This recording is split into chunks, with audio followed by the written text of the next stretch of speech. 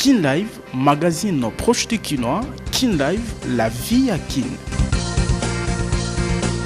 Kopesa bino basango mikolo nyonso pe tango iso nde etinda magazine proche Kinois Kin Live basango na mokuse yango yo mambi matali bokengi na RDCP mandat ya MONUSCO na mabele ekolo Congo démocratique nde simbaki masolo kati na premier ministre Jean-Michel Sama Lokonde pe secrétaire général adjoint ya ONU Jean-Pierre Lacroix oyo atali siete bazali kopesa maboko na opération ya pré-cantonnement pe cantonnement ya batomboki ya 123 oyo ekozongisa kimia na est ya ekolo Congo démocratique miibe misato ya groupe 40 voleurs batiami maboko na mapinga FARDC na ville ya Goma mercredi oyo batalisamaki na poasa liboso bapandisango na commandant ya 34e région militaire général major Bruno Pezo oyo ebi na kobenga population ya etuka ya Nord Kivu ya collaborer elongo na ba FARDC pour na kolonga kimia sima ko contrôler ville Kinshasa école ya des Afrique pe mokili toyaka liboso na bino pona kotalisa maso tokutana kina ngoni en la terre moko na moko ay boboko bya masolo nde telobi Kin Live magazine proche de Kinois.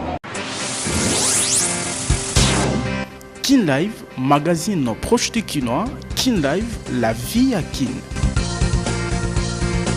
Batata ba mama bana Kinshasa mbote pe matondi ya koyeba ete bozali ebele liboso ya betano pona kolanda magazine mesana kopesa bino basango ya solo solo lokota ya lingala Kin Live édition lelo kofungama na bilili. Climat des affaires na école Congo démocratique est en cours et amélioration peut être na 37% na BNCA oebi ko publier ba résultat ya enquête na bango na libako ya molulu mokonzi mboka Félix Tshisekedi Tshilombo akambaki na chapiteau ya Union africaine wapi abina ko féliciter bango ba na kokoba na mosala. Na cité Union africaine ngo mokonzi Kinshasa nde tata mokonzi ya ekolo Congo démocratique Félix Antoine Tshisekedi Tshilombo akambaki mardi 6 juin 2023 molulu ya présentation ya ba résolution ya enquête ya yambo ya baromètre national ya climat des affaires BNCA na mokuse oyo ebandaki outa le 24 janvier kino le 27 mars 2023 liboso ya ba ebanso bazalaki wana ba honorable député pe sénateur ba membre ya mbula matadi basi pe mibali ya mimbongo pe bato ya ndenge na ndenge mokonzi mboka Félix Tshisekedi Tshilombo abandaki na kotombela mokakoswa lolenge ya mosala BNCA ebi na kosala oyo esungi komona na miso mambi ezalaki kotungisa mombongo ya ekolo Congo démocratique eba na kotombwa mate mokonzi mboka akobaki na kobenga basali ya l'État bayi politique ba administratif bisika biso bazali kosala mosala ya komipesa pe kosala mosala na bomoto pe ya koyeba ete bazali basali ya climat des affaires tata mokonzi ya ekolo Congo démocratique Félix Antoine Tshisekedi Tshilombo na ekotina ya garant ya ba bon fonctionnement ya ba institution abengi ba imboka ya kopesa maboko na kobongisa environnement ya ba affaire oyo koyeba na kobenda ba partenaire ya libanda ya ekolo Congo démocratique pambate ekozala na intérêt ya mimbongo ya population congolaise na sima baromètre national ya climat des affaires ebaki na kosenga kosala ba réforme ya fiscalité pe parafiscalité ya sécurité juridique pe judiciaire ya environnement politique ya gestion ya marché public ya qualité ya administration pe ya infrastructure boyeba ete BNCA etalisi rapport ya climat des affaires na ekolo Congo démocratique où ils allaient en cours d'amélioration na 37% pe enquête au ebi na kosalema na 403 entreprises où ils ont mis na 13 secteurs y économie nationale de lobby Tiboko Yoka. Kin Live, magazine proche du Kinois. Kin Live, la vie à Kin. Nangambu ya ndako bakili mibeko ekolo Congo démocratique boyeba ete observation ya maponami na ekolo Congo démocratique Union européenne ebi na kotinda mission observatoire pona koyeba soki manso malongo bani po ete batinda mission observatoire na ekolo Congo démocratique batinda mi ya Union européenne bayambami mercredi oyo na mokonzi ya ndako bakili mibeko ekolo Congo démocratique Christophe Mbosoko Diaponga. Invité na bakonzi ekolo Congo démocratique pour na kotala lolenge kanima pona mieko lenge la mana décembre 2023 Union européenne esili kotinda délégation monene o bazali na etinda ya kolandela na mozindo soki manso mabongisami po maponami ya malonga elenge la mana ekolo Congo démocratique yambo batinda mission observatoire électorale na mutu ya délégation Vincent Inekberg ministre des affaires étrangères ya Union européenne asili koyamba mercredi 7 juin oyo na mokonzi Assemblée nationale Christophe Mbosonko Diapwanga na Bobi Miliangani mokambi ya délégation Union européenne Atal Sakibo Eliboso Bapanzi Sango. Et je conduis ici la mission exploratoire et électorale. Nous avons été invités par les autorités de RDC à observer les élections de décembre prochain. Et avant de prendre une décision si oui ou non nous allons observer ces élections, nous déployons une équipe de techniciens. Nous sommes une équipe technique avant tout pour voir si les conditions sont réunies pour l'observation des élections en décembre prochain. Notre présence ici, la présence d'observateurs européens, doit être d'abord utile. Nous devons avoir une valeur ajoutée. Elle doit être souhaitable et elle doit être viable. Donc c'est important que nous nous assurions des conditions politiques, de sécurité et de logistique pour pouvoir déployer nos observateurs. Délégation ya Union européenne ezali na mikolo zomi na mitano ya babokutani ya ndenge na ndenge pe mayangani yambo basala rapport na bakonzi ya Union européenne oyo bakondima tote kotinda mission et observatoire électoral na RDC. Tolobi Thibaut Koyoka.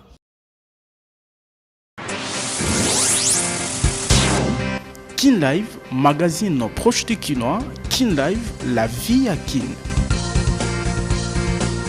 Nalobaki yango na ebandeli mambi matali bokengi pe mandat ya MONUSCO na mabele ko le Congo démocratique nde mama na likambo simbaki masolo kati na premier ministre Jean-Michel Sama Lokonde Kenge pe secrétaire général adjoint ya Nations Unies Jean-Pierre Lacroix oyo ebi na ko rassurer ete bazali ko pesa maboko na ba opération ya pré-cantonnement pe cantonnement ya batomboki ya 1-20 oyo ko sunga kimia e bana kozonga na mabele ko le Congo démocratique. Mbula matadi ya ekolo Congo démocratique pe Nations Unies bazalaki na masolo ya kafu o etali situation sécuritaire na partie est ya RDC pe mambi matali mandat ya MONUSCO na mabele ekolo Congo démocratique na primature na ngwa mokonzi Kinshasa na Bukambami ya mokonzi ya mbula matadi ya RDC Jean-Michel Sama Lokonde Kenge o ayambaki Jean-Pierre Lacroix secrétaire général adjoint ya Nations Unies o azalaki elongo na délégation na ye. Na maloba na ye premier ministre Jean-Michel Sama Lokonde aibina kotalisa makanisi RDC ezali nango pe ba effort o ezali ko salema na tina ya kozongisa kimia na partie est ya ekolo Congo démocratique na ba FRDC akobaki na ko reconnaître mosala ba casque bleu ya MONUSCO bazali ko sala na kozongisa kimia elongo na mapinga ekolo Congo démocratique asukisaki pona kosenga na Nations Unies ya kopesa bitumbu na batomboki ya 1-23 o bazali appuyé na mboka Rwanda. Nangambu ya secrétaire général adjoint ya Nations Unies Jean-Pierre Lacroix ayebi na ko féliciter mbula matadi na bokasi nyonso bazali ko talisa na tina ya kopesa maboko na mapinga FRDC pe ba partenaire na yango ndakisa MONUSCO pe lisusu na ba effort bayebi ko sala na tina ya renforcement ya autorité ya l'état na ba composante na yango nyonso ndakisa sécurité armée police pe misusu Mansoana soki ekembi ekosunga transition pour na retrait ya ba casque bleu ya MONUSCO o bazali wana na tina ya protection ya ba civil Jean-Pierre Lacroix akobaki na kolobela bitumba na est ya ekolo Congo démocratique wapi ONU ezali ko soutenir kolongwa ya batomboki ya 1-23 na biteni nyonso bazwami pe basengeli déjà kobanda pré-cantonnement na Rumangabo pe cantonnement na bango na etuka ya Maniema pona kokota na manaka ya PDDRCS o ezali priorité pour na MONUSCO asukisaki na kotalisa ete pona ba déplacer ba kokoba na kopesa aide humanitaire pe kosenga epa ba donateur na ba agence humanitaire atako ekozala PTT kotala crise humanitaire o esimi molongo mobimba kasi oyo ezali kolekana na ekolo Congo démocratique esengeli na attention makasi buiba ete na libako ya liyangani oyo premier ministre Jean-Michel Sama Lokonde Kenge azalaki elongo na vice premier ministre ya défense nationale Jean-Pierre Bemba Gombo pe ministre ya finance Nicolas Kazadi. Tolobi Thibaut Koyoka. Kin Live, magazine proche de Kinois. Kin Live, la vie à Kin. Kolandisa manamambi matali bokengi na etuka ya Kwango, vice-premier ministre ya intérieur pe sécurité ekolo Congo démocratique Peter Kazadi Kankonde ayambaki gouverneur ya etuka ya Kwango ya kambaki délégation monene ya ba notable ya eteni wana ekolo Congo démocratique o bayaki kopesa makanisi na bango pona kobimisa population ya eteni wana ya RDC na insécurité o bazali kobika ayambaki bango na ndako na ya mosala. Vice-premier ministre ya intérieur pe sécurité Peter Kazadi aibina koyamba na ndako na ya mosala gouverneur yetuka ya Kwango Jean-Marie Petit oya tambolaki elongo na délégation monene ya ba notable eteni oya mabele ekolo Congo démocratique Na bokutani na bango basolaki Mambi Matali bokengi etuka ya kwango pe bapesi makanisi na bango na tina ya koluka solution pona kobimisa population ya kwen oyo na insécurité. Etalis honorable Jean-Pierre Pazapamba Buka moponami ya territoire ya Popo Kabaka pe président ya caucus ya ba parlementaire ya kwango moko kati na ba accompagnant ki mokambi etuka ya kwango na bokutani oyo. Vous savez qu'on a parlé du phénomène Mobondo. On est parti de Kwamut.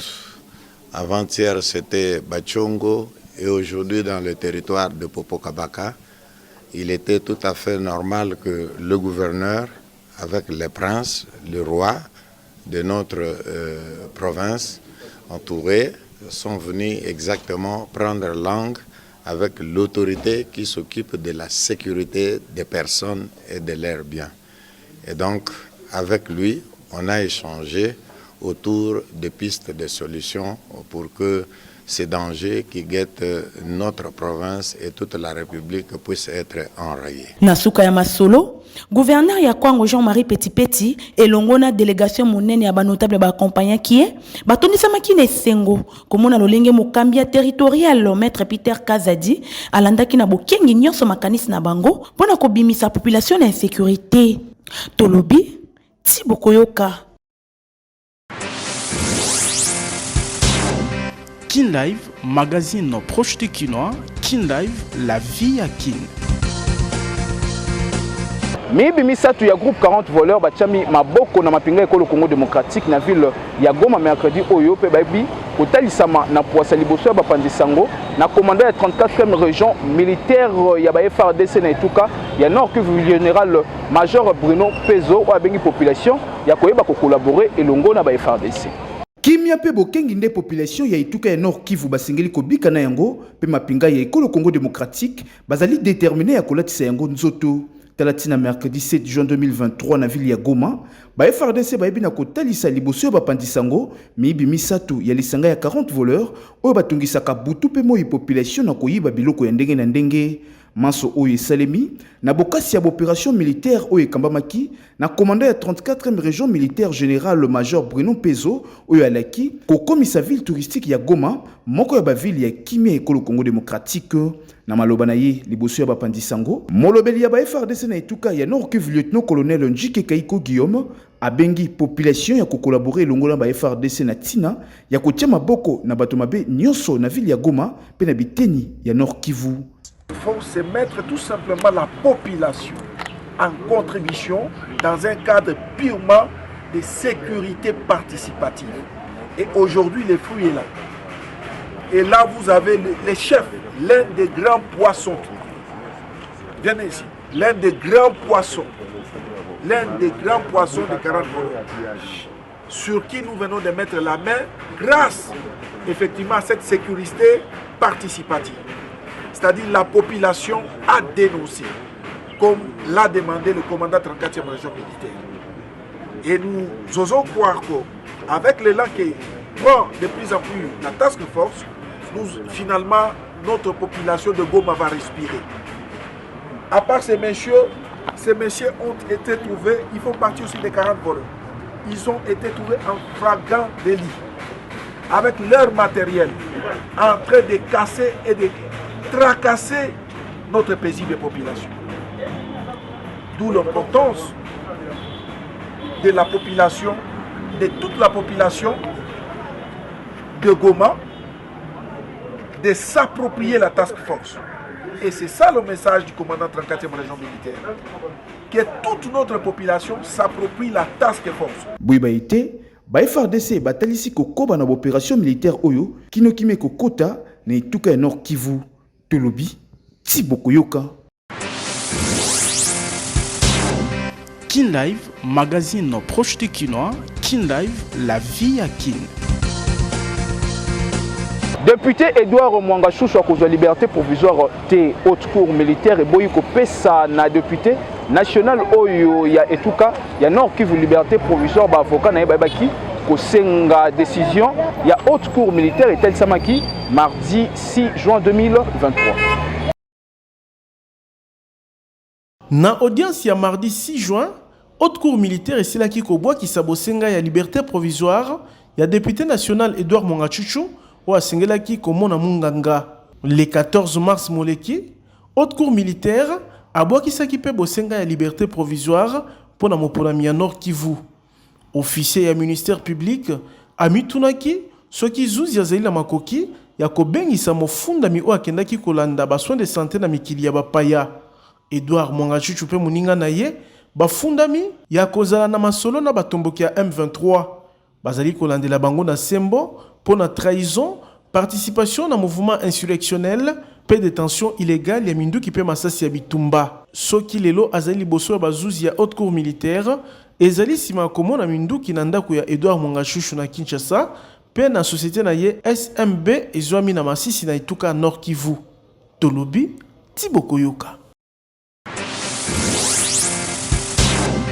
Kin Live, magazine proche du Kinois. Kin Live, la vie à Kin.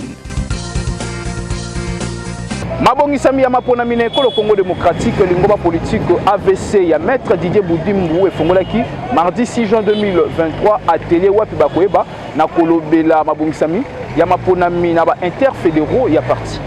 Secrétaire général ya lingomba politique autre vision du Congo maître Magloire Kassongo aebina kofungola mardi 6 juin 2023 oyo misala ya atelier ya lingomba politique oyo membre ya Union Sacrée de la Nation ekolengela ma mikolomi bale na ingumba mokonzi Kinshasa na bokambami ya autorité morale ya AVC maître Didier Boudimbu wapi bakolobela mabongisami mapona mine ekolo Congo démocratique na ba interfédéraux ya AVC ko huta bituka nyonso ya Congo démocratique.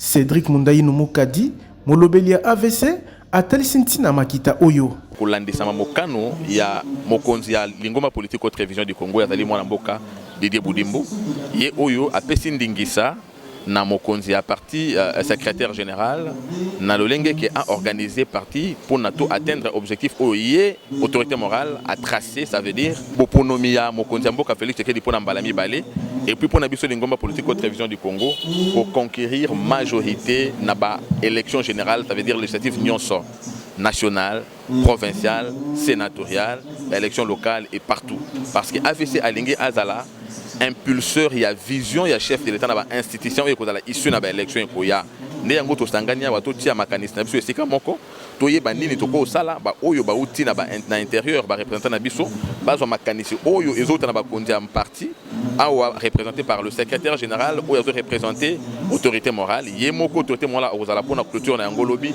de manière ce que na suka na yango tango bazo zonga objectif na biso ezala maintenant tailler na suka ya maponomi to zonga pa iboye par exemple pona ko fêter yo comme député et puis bande comme ça comme député et kozala yangonde makasi to kopesa na mandat mokonzi mboka pour à continuer musala ya reconstruction. Bofungwami ya makita oyo esimbamaki na discours ya boyambi ya président interfédéral ya AVC Kinshasa honorable Néron Mbongo ya secrétaire national chargé ya ba fédération pe implantation Dr Mobiala pe ya secrétaire national chargé ya processus électoral professeur Louaba ezali autorité morale ya AVC maître Didier Boudimbu nde akokamba mercredi 7 juin 2023 milulu ya bosuki makita oyo Tolobi Tiboko Yoka. Kin Live, magazine proche du Kinois. Kin Live, la vie à Kin. Mikolo moke simaye kolonga ISSN liboso ya bazuzi na likambu ya mabele ya Mbenzale zwami na commune ya Nzele. Chef Martin Leta ya village Mbenzale amatisi mungongo pona kotelemela ba manœuvre ya ministère ya tourisme walingi kokotisa mobulu na mabele ya bakoko na ye. Na mikanda na maboko o ezali ba preuve juridique pona kosukisa ba ebanso bazali na confusion ya mabele ya Daipen.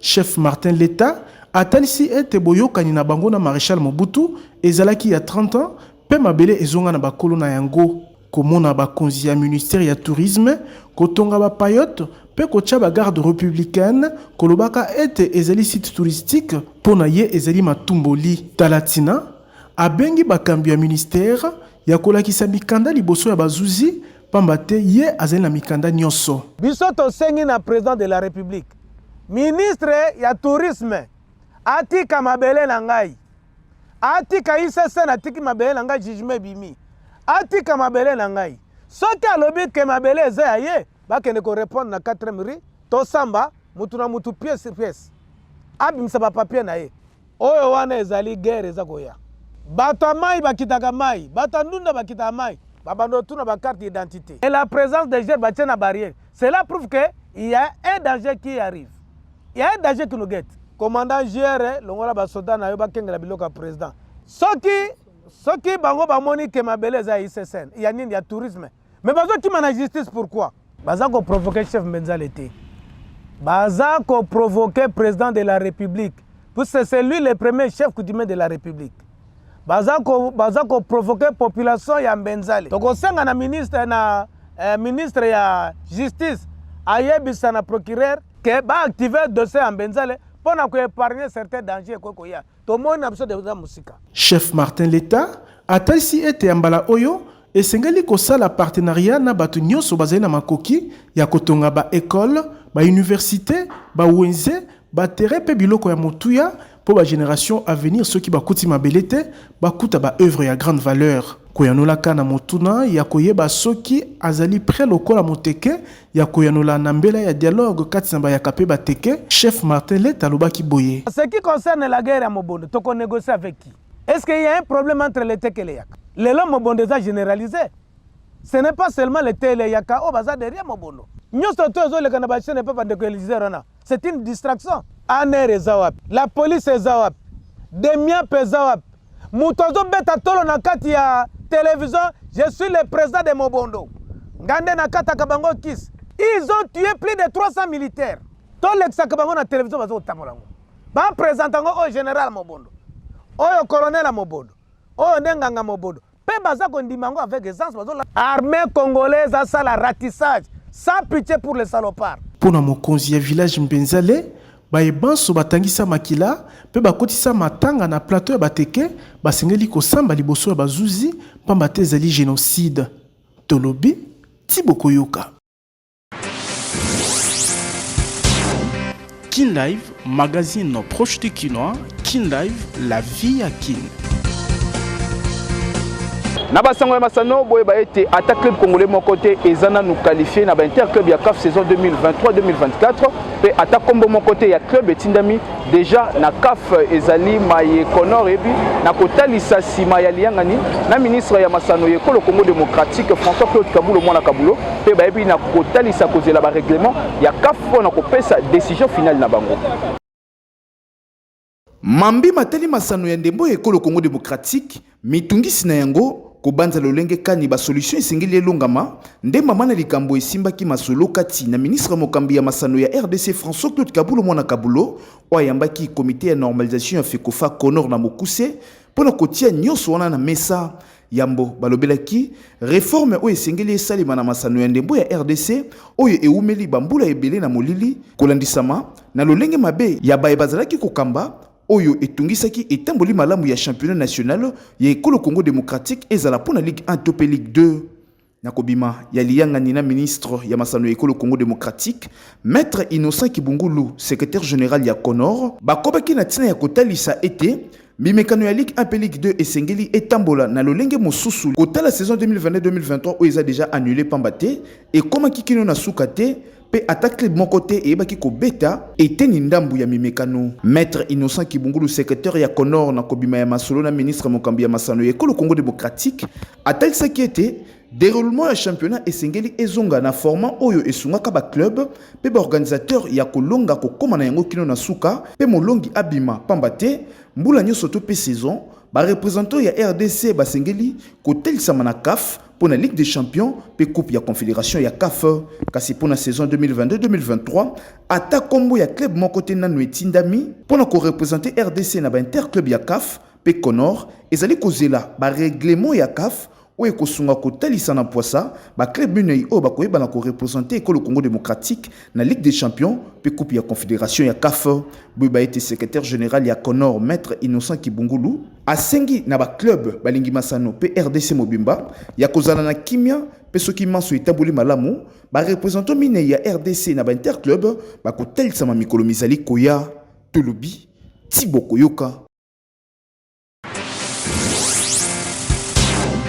Kin Live, magazine proche du Kinois. Kin Live, la vie à Kin. ozali na pasi ya minu pe ya miso solution sezoma utakala na bokasi ya fondation oila omemela bino centre hospitalier Sainte Marie Médicale na 15 000 francs ya pambozo ya malamu. C'est fini inaisha imene kwa jik, c'est-à-dire esili likambo komi tungisa pona bokono ya miso pe mino na Kinshasa. Ntina ya kovoyager na mikili ya poto ezali lisusu te po fondation oila ememeli bakinois pe bakongolais nyonso ba matériel ya génération ya sika pona kobikisa bango na nzela ya centre hospitalier Sainte Marie Médicale o ezali na ba service spécialisé ndakisa ophtalmologie pona kobikisa bokono ya miso ata oyo balembana na ba matériel moderne oyo ba soin ezali kopesama lokola kaka ozali na Suisse to pe na Afrique du Sud. Bongo balinette ya ba qualité nyonso ezali tozali na ba verre progressif double foyer pe simple vision ya ba marque nyonso pe pona ba bourse nyonso. Traitement ya ba verre photo grey anti-reflet photo max pona ba kumbi mituka ba wewa ezala ba ebasa ilaka ba smartphone ba tablette pe ba ordinateur na fondation oila solution ezwami esili wana te mubange na cabinet dentaire moderne pe ezali na fondation oila maladi ya minu nyonso ezali kozwa lobiko na ba équipement ya nouvelle génération ndakisa fauteuil moderne oyo ovandi lokolo matina cheval pasi kutu bosana lobiko ezali koya chirurgie dentaire ya sorte nyonso ezali kosalama minu ekatana osekaka lisusu te awa minu ezali kozonga mobimba pamba te ba prothèse ya ba forme nyonso ezali kosalama soki minu ekoma salite bazali kosukola pe blanchisserie dentaire ezali minu ezonga kongala lokola mapata radio dentaire pe ezali centre hospitalier Sainte Marie Médicale ya fondation oila ezali na imagerie médicale c'est-à-dire radiologie pe échographie ezali kosalama kitoko nyonso na prix ya bana mboka. Adresse tozali na rond-point Ngaba en face ya station Kobil esika bazwaka transport ya Zando. Maladi na yo kwa jik esili tolobi tibokoyoka. Kin Live, magazine proche du Kinois. Kin Live, la vie à Kin.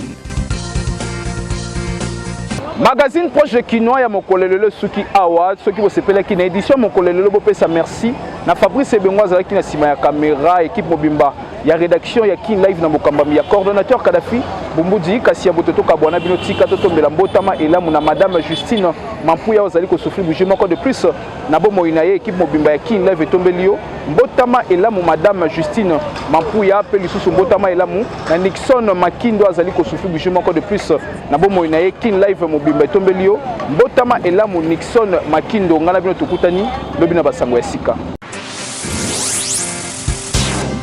Kin Live, magazine proche du Kinois. Kin Live, la vie à Kin.